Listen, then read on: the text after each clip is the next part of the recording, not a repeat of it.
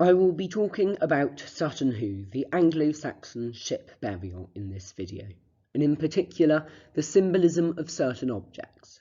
I will link some of the symbolism to Beowulf, in particular Seamus Heaney's translation of it. The helmet, one of the objects found at Sutton Hoo, was found in lots of pieces, as you can see in this image. So lots of the symbolism of the helmet is educated guesswork.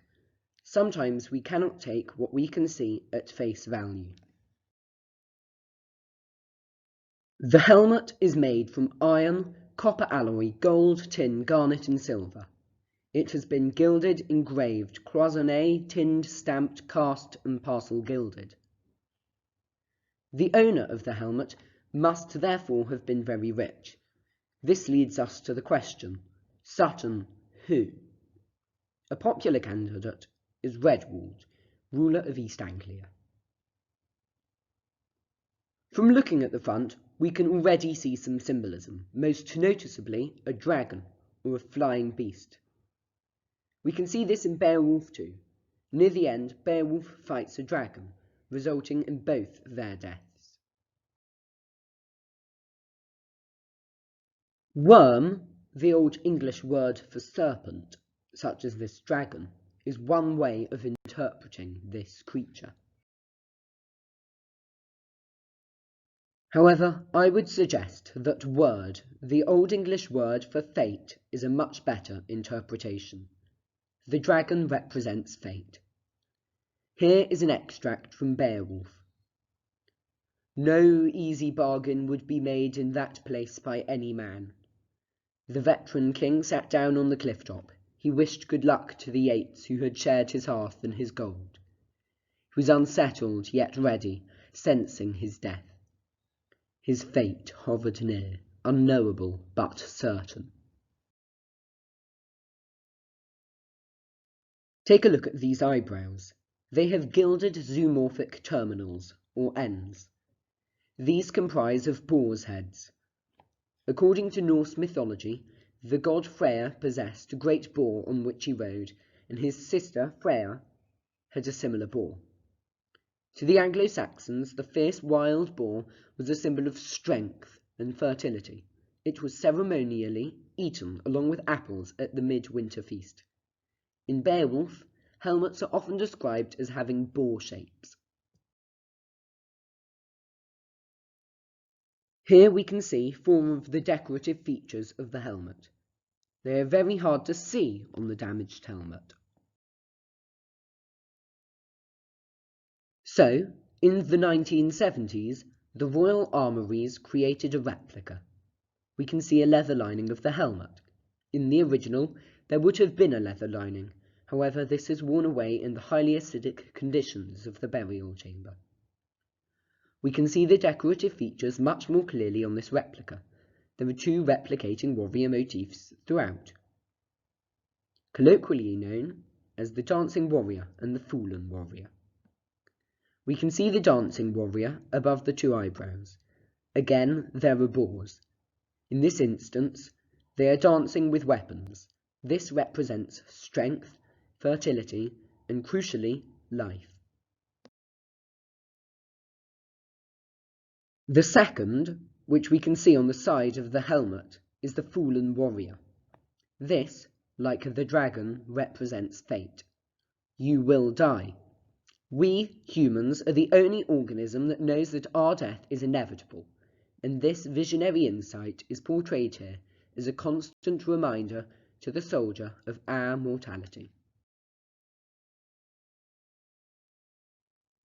This persilid was found alongside the helmet. It would have been attached to a leather bag, but the leather, like the helmet's lining, dissolved in the acidic conditions. Here is the persilid in full. There are two main symbolic pieces which we can see. On the left is a man standing between two monsters. He is triumphant over them. He is heroic. And on the right, or in the centre of the purse, is a bird of prey swooping onto a duck-like creature. There is no definitive answer as to what these represent, although, predictably, I would offer fate. The man is the fate of these two beasts, and the bird of prey is the fate of the duck-like creatures. 37 Frankish coins were found with the purse.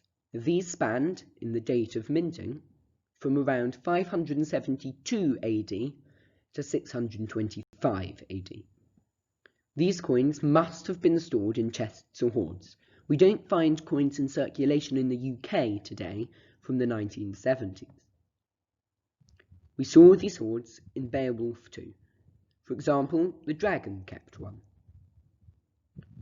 The dates of the coins are helpful for figuring out the date of burial.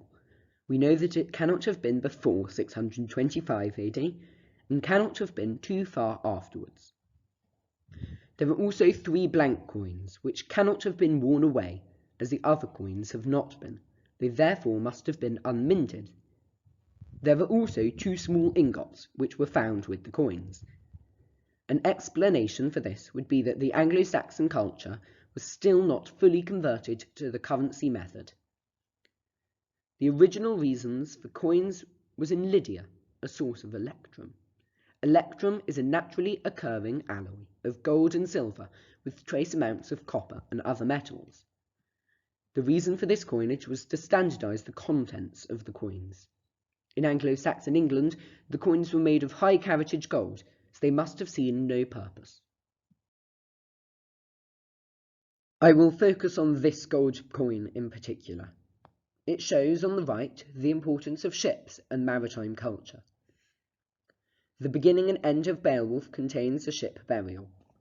At the beginning, a ship is sent out to sea, laden full with goods. Then at the end, Beowulf himself is buried in a barrow.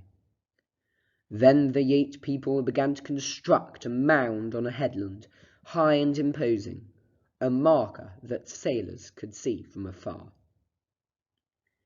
It is not just in Beowulf that we see ship burials. The Sutton Hoo burial itself was a ship burial. This casket, made of whalebone, was found in France, and was made just after the Sutton Hoo burial occurred, in Northumbria. It lies in the same room, room 41 of the British Museum, as the Sutton Hoo hoard. This is the front panel of the casket. It shows the mix between cultures. On the left is a scene from Wayland the Smith, a Norse legend, and on the right is the Adoration of the Kings, a Christian scene. We saw this in Beowulf 2.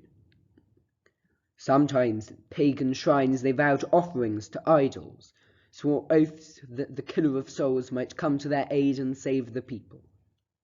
That was their way, their heathenish hope. Deep in their hearts they remembered hell.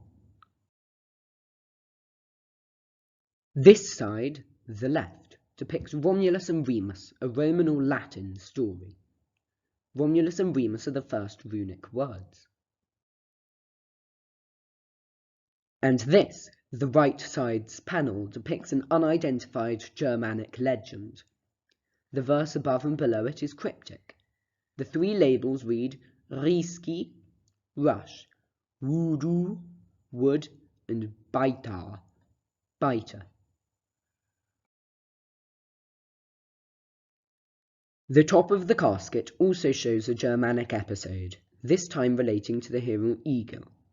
His name is the only word on this panel. Not only does the casket show Christian, Roman and pagan or Germanic cultures, but the Jewish one too. The back panel shows the capture of Jerusalem by Titus in 40 AD. The labels on the 2 lower corners read Dom, judgment, and Giesel, hostage. There is a mixture of languages and scripts, Old English, Latin, runes and insula. The inscription reads, "Here Titus and a Jew fight. Here its inhabitants flee from Jerusalem. It switches languages, halfway across." This is another instance of a culture which hasn't been fully converted from the old way of doing things. They haven't fully converted to coinage, and they haven't fully converted to Christianity. Thank you for watching this video. If you have enjoyed learning about these objects, you can learn about some more from the Sutton Hoo Hoard through my digital museum, which you can navigate to through my website, godtress.wixsite.com/cornucopia.